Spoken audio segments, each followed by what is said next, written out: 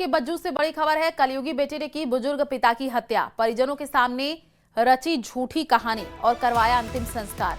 मृतक पिता गोपीराम बिश्नोई के सिर और गर्दन पर चोट के निशान है। पुलिस को शिकायत मिलने के बाद शव निकलवा करके पोस्टमार्टम कराया गया है। बज्जू थाना के 6 MDM मुडायत क्षेत्र में सनसनीखेज वारदात हुई है। घटनास्थल पर पिता का शव खून से लथपथ मिला था। परिजनों को चक्कर आकर के गिरने से मौत बता करके अंतिम संस्कार किया था। पुलिस ने शव का मेडिकल बोर्ड से पोस्टमार्टम करवाया है। परिजनों के अनुसार बेटे योगराज ने खुद कबूल किया है अपराध और हत्या के बाद से योगराज फरार है। मृतक के दूसरे बेटे ख्याली राम की रिपोर्ट पर बज्जू पुलिस ने मामला दर्ज किया है। बज्जू थानाधिकारी जगदीश प्रसाद के नेतृत्व में पुलिस अब जांच में जुटी है। और संवाददाता विक्रम हमारे साथ जुड़ चुके हैं। विक्रम, क्या ये पूरा मामला रहा? बेटा है युवराज, उसने अपने 71 साल के जो पिता हैं गोपीराम बिश्नोई, उनकी हत्या कर दी और इन्होंने परिवार को भी गुमराह किया, क्योंकि ऐसा बताया जा रहा है कि बाप बेटे में किसी बात को लेकर विवाद हुआ और उसके बाद जो युवराज है उसने अपने पिता को मौत के घाट उतार दिया और उसके बाद अपने भाइयों को गुमराह करते हुए, परिवार को गुमराह करते हुए उसने उसके शव को भी दफना दिया। लेकिन बाद में जब ये पड़ोसियों से राज खुला तो उसके बाद जो दूसरा बेटा है ख्याली राम, उसने ये शिकायत दी और उसके बाद पुलिस ने जो है शव को SDM की परमिशन से वापस इसे निकलवाया है और इसका पोस्टमार्टम करवाया है। फिलहाल जो आरोपी बेटा है वो मौके से फरार है और पुलिस उसकी तलाश में जुटी हुई है। लेकिन कहीं ना कहीं इस तरह की जो घटनाएं हैं वो समाज के लिए अच्छी नहीं मानी जा सकती है कि एक बेटा ही अपने पिता को छोटे से विवाद के पीछे मौत के घाट उतार देता है। जी बिल्कुल, और ये जांच का विषय है। आप नजर बना करके रखिए, आगे आपसे जानकारी लेते रहेंगे। बहुत बहुत शुक्रिया जुड़ने के लिए। जैसलमेर से बड़ी खबर है। पुलिस के 184 ठिकानों पर एक साथ दबिश। 45 टीमों में 175 पुलिस अधिकारी और कर्मचारी शामिल थे। एरिया डोमिनेशन अभियान में पुलिस ने कई वांछित अपराधियों को दबोचा है। 3 स्थायी वारंटी, 17 गिरफ्तारी वारंटी और 2 गंभीर प्रकरण और 9 सामान्य प्रकरणों में वांछित अपराधी गिरफ्तार हुए हैं। पुलिस अधिकारियों का कहना है कि यह अभियान जिले में अपराध नियंत्रण और सक्रिय निगरानी की दिशा में प्रभावी कदम है।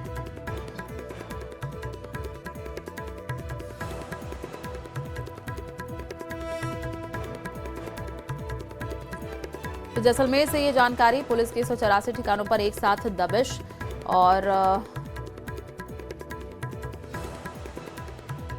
कई वांछित अपराधियों को दबोचा है।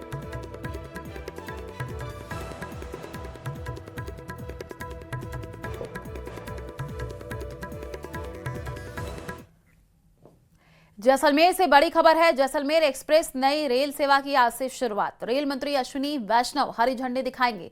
सुबह 11:20 पर जैसलमेर एक्सप्रेस को रवाना करेंगे। जैसलमेर से दिल्ली का सफर अब आसान होगा। पर्यटकों को सफर में आसानी मिलेगी। दिल्ली के शकूर बस्ती से जैसलमेर ये नई ट्रेन चलेगी।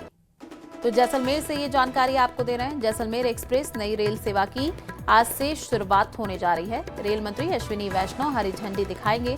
सुबह 11:20 पर जैसलमेर एक्सप्रेस को रवाना करेंगे। जैसलमेर से दिल्ली का जो सफर है वो अब आसान होगा।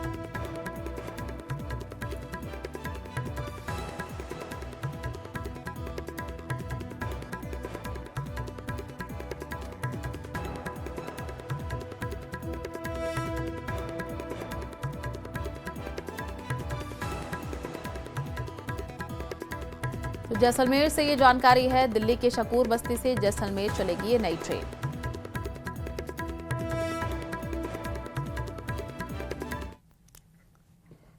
ऊर्जा मंत्री हीरालाल नागर कनवास स्थित सावन भादो डैम का निरीक्षण करने के लिए पहुंचे, जहां उन्होंने डैम के टूटे हुए गेट की तुरंत मरम्मत करके किसानों को पानी उपलब्ध कराने के निर्देश दिए। गोताखोर टीम द्वारा आज गेट ठीक करने का कार्य शुरू किया जाएगा। इसके लिए दिन भर शटडाउन रहेगा। पिछले कुछ दिनों से किसानों के द्वारा डैम से पानी नहीं मिलने की शिकायत की जा रही थी और इस दौरान ऊर्जा मंत्री हीरालाल नागर ने कहा कि सावन भादौ डैम कनवास क्षेत्र की लाइफलाइन है, जहां से बड़ी संख्या में खेतों को सिंचाई का पानी उपलब्ध होता है।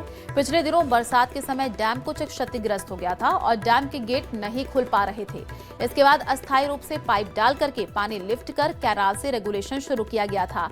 डैम की मरम्मत के लिए मार्च में 15 करोड़ रुपए की राशि स्वीकृत की गई। वर्कआउट है, लेकिन मैंने बात की है डीएफओ से, उन्होंने कहा है कि हम इसके सहारे अलाउ कर देंगे तो ताकि ये मोटरेबल हो जाए, उसके सहारे एक आने का रास्ता और इनके कैनाल के सारे रोड बन जाए कच्चा, जिस पर ये उसको ग्रेवल रोड बनाने का अलाउ कर देंगे। मुकंदरा हिल्स के अंदर टाइगर रिजर्व में ये पक्का रोड तो अलाउ करेंगे नहीं डामर, लेकिन कच्चा और ग्रेवल रोड अलाउ हो जाएगा तो उससे भी यहाँ आकर के और इस नहर की भी मॉनिटरिंग हो जाएगी।